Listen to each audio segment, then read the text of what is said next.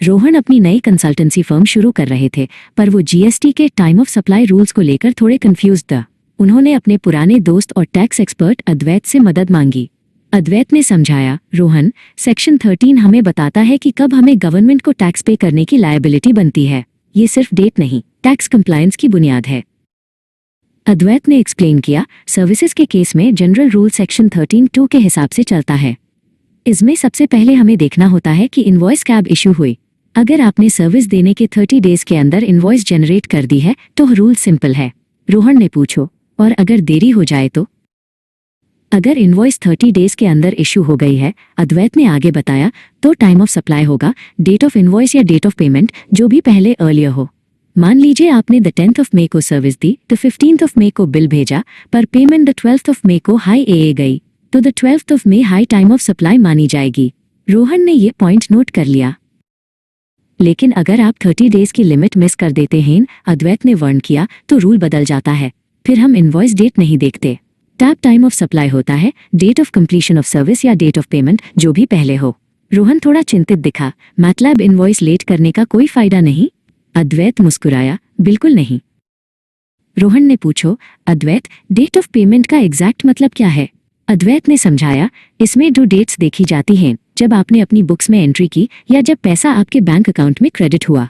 इन दोनों में से जो भी पहले हो वही डेट ऑफ पेमेंट मानी जाएगी। जीएसटी पोर्टल पर कंप्लायंस इसी के हिसाब से होगी। अद्वैत ने एक प्रैक्टिकल एग्जाम्पल दिया।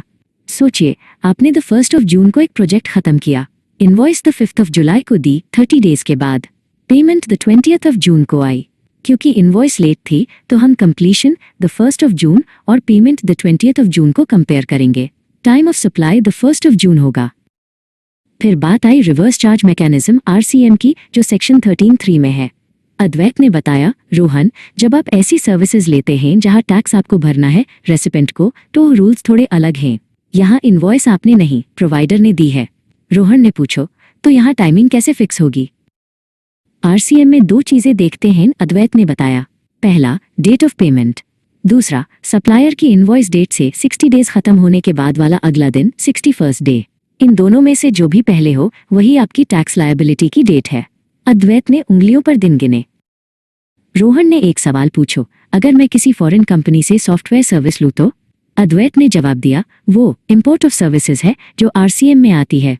अगर सप्लायर आपका एसोसिएटेड एंटरप्राइज है तो जिस दिन आप अपनी बुक्स में एंट्री करेंगे या पेमेंट करेंगे, जो भी पहले हो वही टाइम ऑफ सप्लाई होगा। रोहन अब सब समझ चुके। द सेक्शन 13 ने उन्हें क्लियर कर दिया था कि कब उन्हें जीएसटी डिपॉजिट करना है और कब इनवॉइस इशू करनी है। अद्वैत ने कहा, सही वक्त पर टैक्स भरना ही एक अच्छे बिजनेसमैन की पहचान है।